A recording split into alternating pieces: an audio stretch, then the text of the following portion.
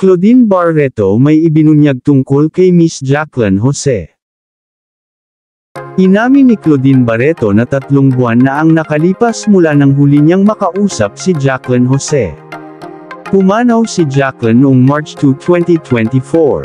3 months ago at pinagsisihan ko yun, saad ni Claudine. Nakapanayam siya ng pep.ph at ilang reporter sa Arlington Chapel sa Quezon City noong gabi ng March 5. Nakatira sa parehong village sina Claudine at Jacqueline. Ani Claudine, ilang houses lang down.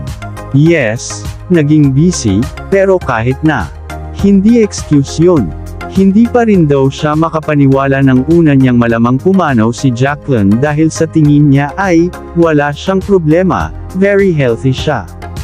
Very, very healthy siya. Ani Claudine, non-stop, ang iyak niya ng sumunod na araw mula nang mapabalitang wala na si Jacqueline.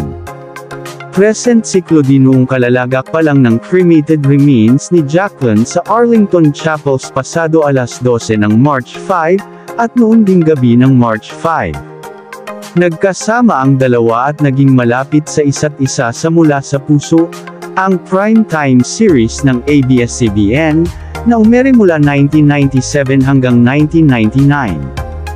Hindi sila nawala ng komunikasyon lalo na nang maging magkapitbahay sila. Ayon kay Claudine, not many people knew na magkapitbahay kami. Gaya ng sinabi ko, minsan pag galing siya ng taping, bago siya umuwi, dadaan sa bahay. Aakyat ng kwarto, saka sasabihin niya sa akin, na-miss ka lang ni nanay kaya dumaan ako. Ganoon daw sila ka-comfortable sa isa't isa.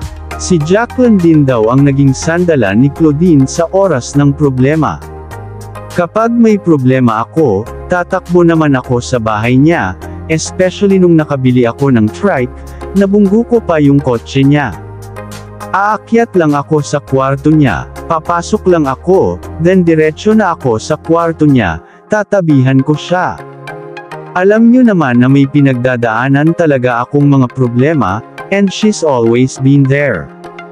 Kapag sinabi ko na, Nay, pwede dito na muna ako. Papatahanan niya ako. Sobra raw maasikaso si Jacqueline. Kwento pa ni Claudine, the next day may mainit na sinigang na ako from her. Basta pag may pinagdaraanan ako, nararamdaman niya ako.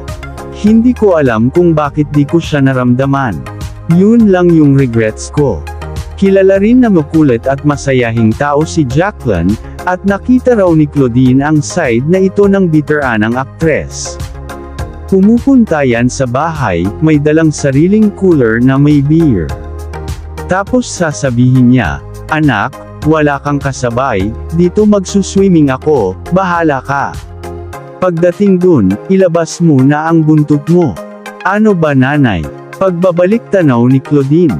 Ang tinukoy noon ni Jacqueline na buntot ay ang ginampanan ni Claudine na karakter bilang sirena sa teleseryeng Marina noong 2004. Kayo, anong masasabi niyo sa pahayag ni Claudine Barreto sa yumaong si Miss Jacqueline Jose?